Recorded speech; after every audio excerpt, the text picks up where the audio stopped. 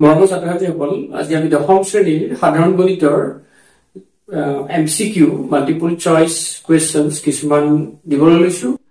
চেপ্টাৰটো পুনৰ আলোচনা revision chapter. তোমালোকে যদি আমাৰ চেনেল পিজম ক্লাছেছ পাঠশালা সাবস্ক্ৰাইব কৰা নাই, সাবস্ক্ৰাইব কৰিব পাৰা। ভাল লাগিলে ভিডিঅ'টো শ্বেয়াৰ কৰিব পাৰা আৰু তোমালোকৰ মতামত কমেন্টৰ সহায়ত জনাব পাৰা। আমি দুটা কুৱেশ্যন চাওঁ। তলৰ তালিকাৰ খালী ঠাইৰ সংখ্যাটো কি?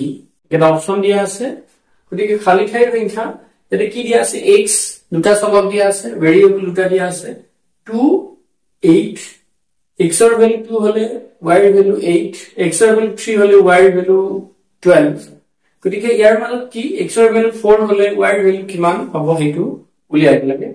গতিকে এটো আমাৰ কি হৈছে, আমি যদি কেনেকে চাম ইহঁতৰ মাজত সম্পৰ্কটো কি 2 আমি কি কৰি চাব পাৰো 2/8 কিমান হৈছে 4 1/4 হৈছে 3/12 1/4 হৈছে তেনেকৈ ধৰিব পাৰো। গতিকে এইটো হৰণ যেটো থাকিব এইটো 1/4 হ'ব লাগিব।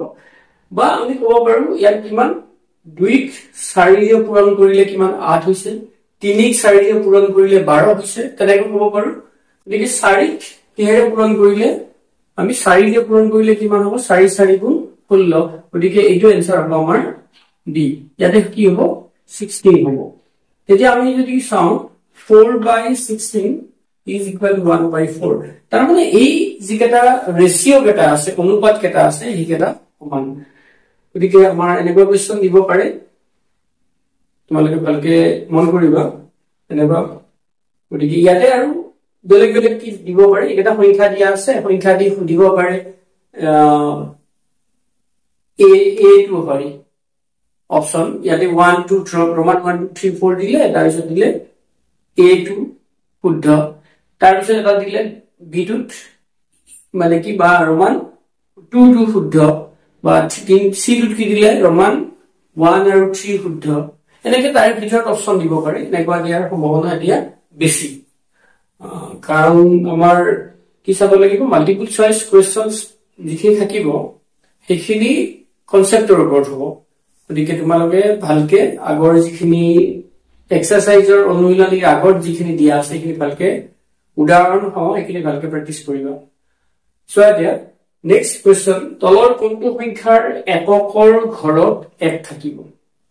এতিয়া এই সংখ্যাৰ মানে ইয়াতে কি আছে আটাইকেইটাই বৰ্গ দিয়া আছে। গতিকে বৰ্গ কৰাৰ পিছত এককৰ ঘৰত কি থাকিব, বৰ্গৰ যি বৰ্গ হ'ব তাৰ এককৰ ঘৰত কি হ'ব সেইটো উলিয়াব লাগে। এইকেইটা আমাৰ এতিয়া তোমালোকে যদি ভাবা আমি গোটেই কেইটা দুটা 19 পূৰণ কৰি চাম, দুটা 34 পূৰণ কৰিম, বা দুটা 18 পূৰণ কৰি চাম, দুটা 20 পূৰণ কৰি চাম, সেইটো হলে কি হ'ব আমাৰ দীঘলীয়া হ'ব আৰু সেইটো সময়টো বেছি লাগিব। আমি চাব লাগিব অংকবিলাক কৰিলে বা প্ৰবলেম বিলাক সলভ কৰিলেও আমি উত্তৰবিলাক উলিয়ালে যদি আমাৰ উত্তৰ ওলাই কিন্তু সময়টো চাব লাগিব, সময়টোৰ কথাও আছে। গতিকে আমি কি চাম ইয়াতে এতিয়া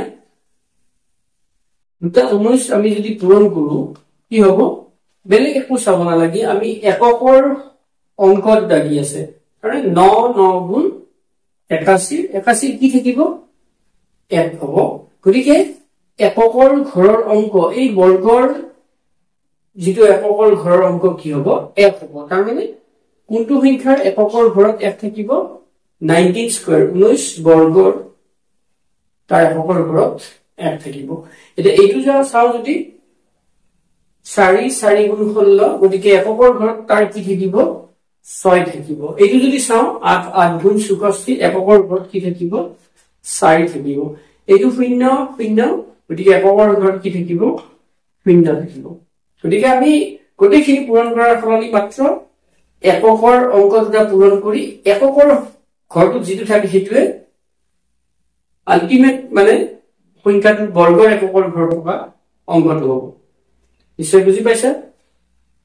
এতিয়া আনটা কোৱেশ্চন চাবা, 14pq² আৰু 21p² ৰ সাধাৰণ উৎপাদক।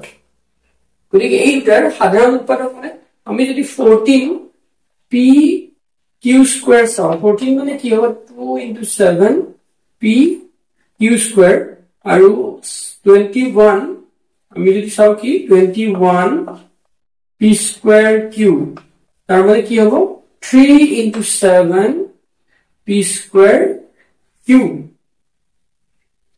গতিকে ইয়াতে কি হ'ব ইয়াৰ দুয়োটা সাধাৰণ উৎপাদক মানে ইয়াতেও 7 আছে ইয়াতো 7 আছে আমি গতিকে কি ল'ব পাৰো 7 ল'ব পাৰো ইয়াতে p এটা p আছে ইয়াতে দুটা p আছে গতিকে সাধাৰণ বুলি কলে দুয়োটাতে থকাটো গতিকে দুয়োটাতে কি আছে এটা এটা p আছে আমি এটা p ল'ব পাৰো ইয়াতে q স্কয়াৰ আছে দুটা q আছে ইয়াতে এটা q আছে q আছে গতিকে আমি কি ল'ব পাৰো এটা ল'ব পাৰো গতিকে যেটো সাধাৰণ উৎপাদক দুয়োটাৰে কি হ'ব 7pq মানে আমাৰ অপচনটো সি অপচনটো হ'ব নিশ্চয় বুজি পাইছা তোমালোকৰ আৰু কিবা কোৱেশ্চন থাকিলে আমালৈ কমেন্ট কৰি জনাবা আজিলৈ আমি ইমানতে সামৰিছো ধন্যবাদ